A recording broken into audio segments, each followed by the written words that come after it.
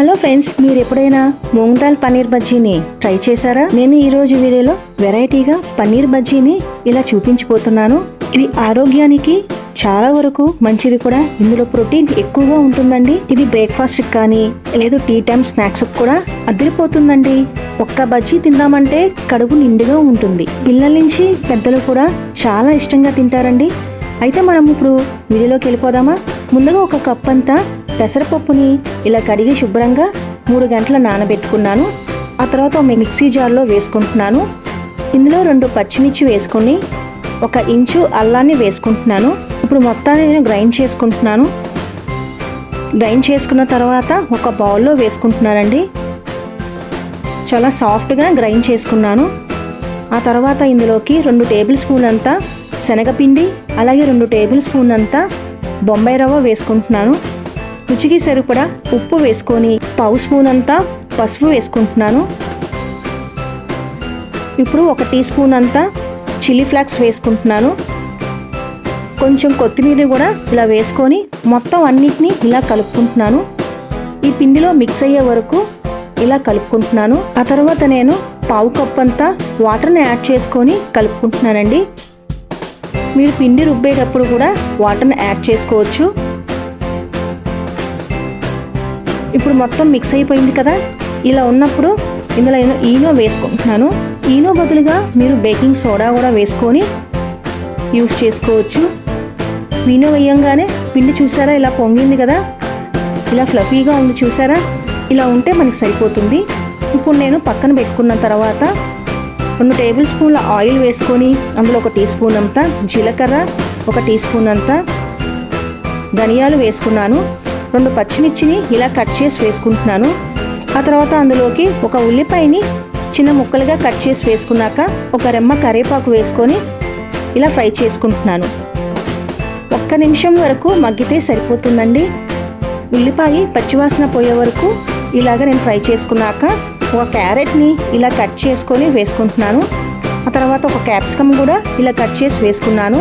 ఇప్పుడు రుచికి సరిపడా ఉప్పు వేసుకొని 1 టీ స్పూన్ అంతా ధనియాల పొడి, 1 టీ స్పూన్ అంతా జీలకర్ర పొడి, అలాగే 1 టీ స్పూన్ అంతా మసాలా కారం వేసుకుంటున్నాను. మసాలా కారం బదులు మీరు గరం మసాలా పొడి కూడా వేసుకోవచ్చు. ఇప్పుడు నేను ఒకసారి ఇలా కలుపుకుంటున్నాను. ఈ మసాలాలన్నీ పట్టేలాగా బాగా కలుపుకుంటున్నాను. ఉడికించిన బంగాళదుంపల్ని 4 తీసుకున్నానండి. మెత్తగా ఉడికించుకున్న బంగాళదుంపలు అయితే మనకి చాలా బాగుంటుందండి. ఇందులో స్టఫింగ్కి సూపర్గా ఉంటుంది. ఇప్పుడు మొత్తం నేను ఇలా మిక్స్ చేసుకుంటున్నాను. మసాలాలన్నీ కలుపుకుంటున్నాను. ఇలా 2 నిమిషాలు కుక్ చేసుకుంటే సరిపోతుంది. మనకి ఈ స్టఫింగ్ కొంచెం గట్టిగా ఉండాలండి. చూడండి, మీకు చూపిస్తున్నాను కదా, ఇలా గట్టిగా ఉన్నప్పుడు నేను స్టవ్ ఆఫ్ చేసేసుకుంటున్నాను. ఇప్పుడు ఇదంతా బాగా చల్లారాలి కాబట్టి పక్కన పెట్టుకుంటున్నాను. 200 గ్రాముల పన్నీర్ని తీసుకొని ఇలా ముక్కలుగా కట్ చేసుకుంటున్నాను. ఇలా నేను చిన్న చిన్న ముక్కలుగా కట్ చేసుకుంటున్నానండి. మీరు ముక్కలుగా కాకుండా పన్నీర్ని తురుముకొని కూడా వేసుకోవచ్చు. మీరు అలా కూడా చేసుకోవచ్చండి. నేనైతే ఇలా మీకు చూపిస్తున్నాను కదా, ఇలా ముక్కలుగా కట్ చేసుకొని యూజ్ చేసుకుంటున్నాను. సో పన్నీర్ వేయడం మూలంగా మనం స్టఫింగ్లోకి, ఈ బజ్జీలోకి టేస్ట్ అనేది సూపర్గా ఉంటుందండి. ఈ పన్నీర్కి నేను కొంచెం లైట్గా ఉప్పు, అలాగే మిరియాల పొడి వేసుకొని ఇలా మొత్తం కలుపుకుంటున్నాను. ఉప్పు మిరియాల పొడి వేయడం మూలంగా పన్నీర్కి మంచి రుచి వస్తుందండి. మొత్తం పట్టించేసాను కదా. ఇప్పుడు నేను చల్లారిన బంగాళదుంప మిశ్రమంలో ఇలా కొంచెం ఫ్లాట్గా చేసుకొని మధ్యలో నేను పన్నీర్ని పెట్టుకుంటున్నాను. మీకు చూపిస్తున్నాను కదా, ఈ విధంగా పన్నీర్ని పెట్టుకొని నేను క్లోజ్ చేసుకొని చక్కగా టిక్కీలాగా చేసుకుంటున్నాను. చాలా సింపుల్గా మనము ఈ పన్నీర్ బజ్జీని చాలా ఈజీగా టేస్టీగా రెడీ చేసుకోవచ్చు కదా.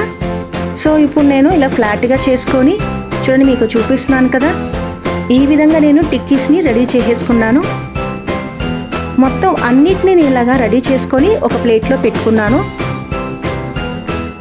మీరు కావాలంటే బాల్ షేప్ రూపంలో కూడా రెడీ చేసుకోవచ్చండి. ఇప్పుడు నేను పక్కన పెట్టుకున్న ఈ పిండిలో ఇలా బ్యాటర్లో ఇలా డిప్ చేసుకుంటున్నాను. అందులో ఇప్పుడు వాతావరణం చల్లగా వర్షాలు పడుతున్నాయి కదా, ఇలా వేడివేడిగా మనము ఈ పన్నీర్ బజ్జీని రెసిపీని చేసుకుంటే చాలా బాగుంటుంది కదా. చాలా టేస్టీగా, వెరైటీగా, సూపర్గా ఉంటుందండి. సో ఇప్పుడు నేను ఇలా డిప్ చేసుకున్న తర్వాత సరిపడా ఆయిల్ వేసుకున్నానండి కళాయిలో. హీట్ ఎక్కిన తర్వాత నేను ఈ బజ్జీలను ఇలా వేసేసుకుంటున్నాను. హై ఫ్లేమ్ మీదే మనము ఫ్రై చేసుకోవాలి.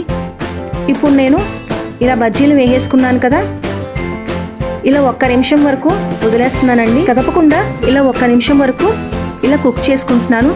ఆయిల్లో తొందరగానే మనకి కుక్ అయిపోతాయండి, ఎందుకంటే పెసరపప్పుతో చేసినటువంటి బజ్జీలు కదా.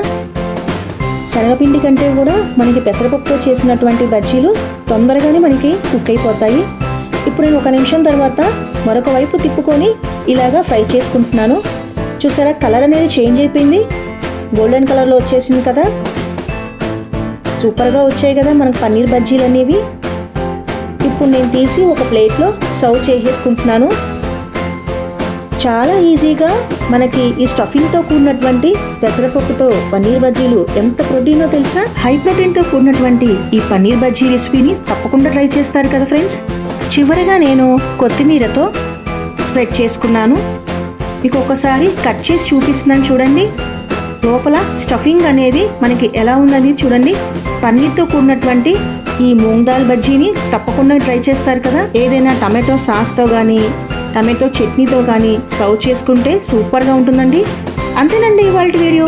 మరికొన్ని వీడియోస్ కోసం నా ఛానల్ని తప్పకుండా సబ్స్క్రైబ్ చేయండి.